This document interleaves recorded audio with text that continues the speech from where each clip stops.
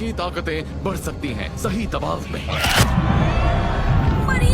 मरी मरो एक ऐसा यूनिक पावरफुल करैक्टर बिल्ड किया गया है जो ना मार्वल ना डीसी में ऐसा कोई करैक्टर देखा गया है। तो जानवी सीजन 2 की लास्ट एपिसोड और द बॉयज सीजन 5 के अंदर क्या होने वाला है, मरी मरो का इसमें क्या किरदार होने वाला है, तो आज की वीडियो में डिस्कस करेंगे। तो सबसे पहले सच बात यह है कि गडोल्किन की मौत ने कुछ मायूस किया है। मैंने जो अपनी पिछली वीडियो में अंदाजा लगाया था कि इस करैक्टर को आगे चलाया जा सकता है, क्योंकि गडोल्किन एक ऐसा टेलीपैथ दिखाया गया है जो डॉक्टर चार्ल्स जेवियर के बाद एक जबरदस्त करैक्टर था जो आगे काम आ सकता था, क्योंकि गडोल्किन की पपेट कंट्रोल ताकत में बहुत ज्यादा सलाहियत थी। लेकिन इस करैक्टर को जल्द खत्म कर दिया गया है एपिसोड 8 के अंदर। और जैसा कि मैंने आपको बताया था कि मरी मरो के हाथों ही इसका एंड होगा, तो वही चीज हुई है। तो गडोल्किन की पपेट कंट्रोल ताकत के अंदर बहुत सलाहियत थी। वो एक ऐसा माहौल पैदा कर सकता था जहाँ देखने वालों को ये शक पैदा हो जाए कि कौन सा किरदार अपने होश में है और कौन गडोल्किन के काबू में है। लेकिन ऐसा लगता है कि जानवी के क्रिएटर्स ने ये फैसला किया है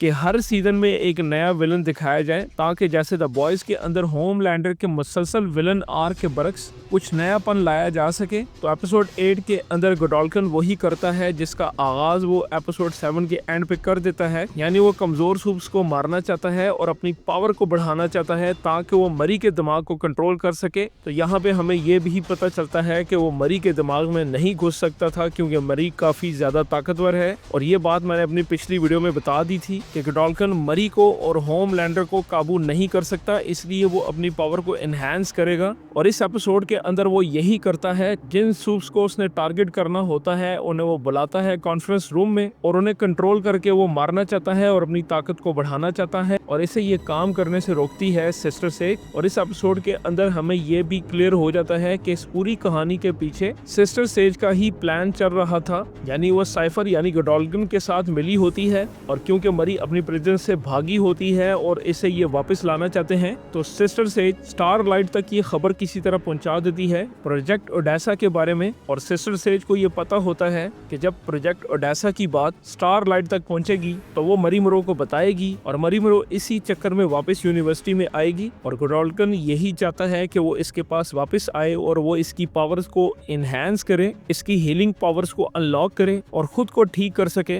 और गडोल्किन के ठीक होने के बाद सिस्टर सेज का फर्स्ट मंसूबा पूरा हो जाता है। और फिर सिस्टर सेज किसी फेज 2 के बारे में बात करती है और ये कहती है कि होमलैंडर इस मंसूबे का एक अहम हिस्सा है। लेकिन गडोल्किन सिस्टर सेज के मंसूबे के अगेंस्ट चलना शुरू हो जाता है और सूप्स को मारना चाहता है, और इसी से सिस्टर सेज इसको रोकती है। लेकिन जब वो नहीं रुकता तो सिस्टर सेज अपने प्लान को तब्दील करती है और प्लाटी को आजाद कर देती है। और जब गडोल्किन और मरी मरो का आमना सामना होता है तो मरी मरो से जकड़ लेती है, लेकिन अपनी पावर के इस्तेमाल करते हुए जहाँ पे वो कमजोर पड़ती है तो गडोल्किन को मौका मिलता है और वो मरी के दिमाग पे कब्जा कर लेता है और उसके हाथों उसके दोस्तों को मरवाना चाहता है। तो वहाँ पे पोलैरिटी आ जाता है और अपनी पावर के साथ गडोल्किन को हिट करता है और मरी के दिमाग से उसे निकाल देता है। और यहाँ पे मरी मौके का फायदा उठा के गडोल्किन के सर को वैसे ही उड़ा देती है जैसे विक्टोरिया न्यूमन उड़ाती थी। तो यहाँ पे सवाल ये पैदा होता है कि सिस्टर सेज ऐसा क्यों करती है, गडोल्किन को क्यों मरवा देती है, क्योंकि उसे ऐसा शख्स नहीं चाहिए जो उसके मुताबिक ना चले, क्योंकि गडोल्किन आगे चल के उसके मंसूबे के लिए खतरा साबित हो सकता था। तो सिस्टर सेज ने जिस फेज 2 प्लान के बारे में बात की है वो आगे चल के द बॉयज सीजन 5 के अंदर खुलेगा कि इसका प्लान क्या है। लेकिन यहाँ पे हमें ये बात पता चल जाती है कि सिस्टर सेज ने गडोल्किन को ठीक किया, क्योंकि उसे पता था कि गडोल्किन के पास जो पावर्स हैं वो अपनी पावर्स को बढ़ा के मरी मरो को कंट्रोल कर सकता है। और मरी मरो के ऐसी सूप है जिसे वो पपेट बना के होमलैंडर के अगेंस्ट इस्तेमाल कर सकती है फ्यूचर में। और इसीलिए उसने फेज 2 के बारे में बात की थी कि होमलैंडर इस मंसूबे का अहम हिस्सा है। तो वो अब अपने प्लान को कैसे आगे बढ़ाती है ये तो द बॉयज सीजन 5 के अंदर पता चलेगा। तो अब कैसे जानवी के करैक्टर कनेक्ट हुए हैं द बॉयज सीजन 5 के साथ, तो यहाँ पे मैंने जानवी सीजन 3 की बजाय द बॉयज सीजन 5 का जिक्र इसलिए किया है क्योंकि जानवी सीजन 2 के इख्तिताम से साफ जाहिर होता है कि मरी, कैट, एनाबेथ, एमा, जॉर्डन और सैम अब सब वापस गडोल्किन नहीं जाएंगे। तो एपिसोड 8 के एंड में स्टारलाइट और ए ट्रेन सामने आते हैं और इन्हें टीम में शामिल होने का कहते हैं। और स्टारलाइट की टीम द सेवन और वॉट के तमाम फाशिस्ट सूब्स के खिलाफ लड़ रही है। तो एनी यानी स्टारलाइट और ए ट्रेन अभी तक होमलैंडर की टास्क फोर्स से बच निकले हैं और लगता है कि कई दूसरे सूब्स भी इनके साथ शामिल हो चुके होंगे और ये मुमकिन है कि रेजिस्टेंस का ये दायरा बढ़ जाए और इनकी टीम इतनी ताकत जमा कर ले कि ये ह्यूई, एमएम, फ्रेंची और केमिको को रिहा करा सकें। तो इसमें स्टारलाइट को सबसे ताकतवर जो अभी तक सूप मिली है वो मरी मरो है और ये इतनी ताकत हासिल कर चुकी है कि ये होमलैंडर और उसके साथियों का मुकाबला कर सकती है और द बॉयज सीजन 5 के अंदर हो सकता है इसकी ताकत मजीद एनहांस हो जाए। और दूसरी तरफ बुचर अब अकेला काम कर रहा है, तो इसका मकसद भी स्टारलाइट से मिलता जुलता है, लेकिन वो टीम वर्क पर यकीन नहीं रखता।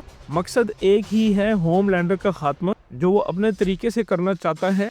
अब देखना ये है कि क्या बुचर खुद इतना ताकतवर हो चुका है कि वो होमलैंडर को शिकस्त दे सके या इसे मरी की मदद लेनी पड़ेगी। और यहाँ पे एक बात वाज़ह है कि जैनवी के ये करैक्टर आगे द बॉयज सीजन 5 में आने वाले हैं, जबकि द बॉयज के मरकजी किरदारों की मौजूदगी में जैनवी के ज्यादातर किरदार कैट, एनेबथ, एमा, जॉर्डन और सैम पस मंजर में चले जाएंगे। शायद सिर्फ मरी ही वो किरदार होगी जो ज्यादा तवज्जो हासिल करेगी और मरी मरो ही एक ऐसा करैक्टर बिल्ड किया गया है जो द बॉयज सीजन 5 के बाद इस यूनिवर्स को चलाएगा। तो यहाँ पे एक बात तय है कि मरी मरो का सामना होमलैंडर के साथ होने वाला है और मुझे लगता है होमलैंडर का एंड द बॉयज कॉमिक की तरह नहीं होने वाला है जैसा कॉमिक में हुआ था।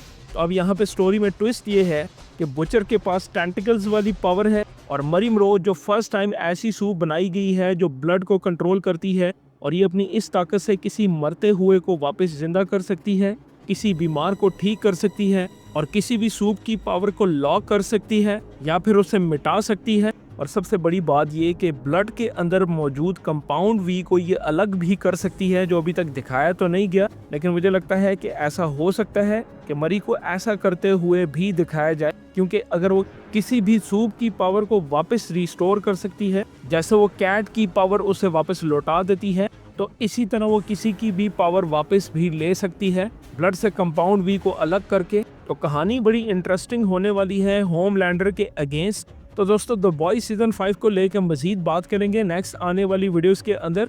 और अगर ये वीडियो आपको अच्छी लगती है तो लाइक का बटन दबाएं। मिलते हैं नेक्स्ट वीडियो में, तब तक के लिए इजाजत।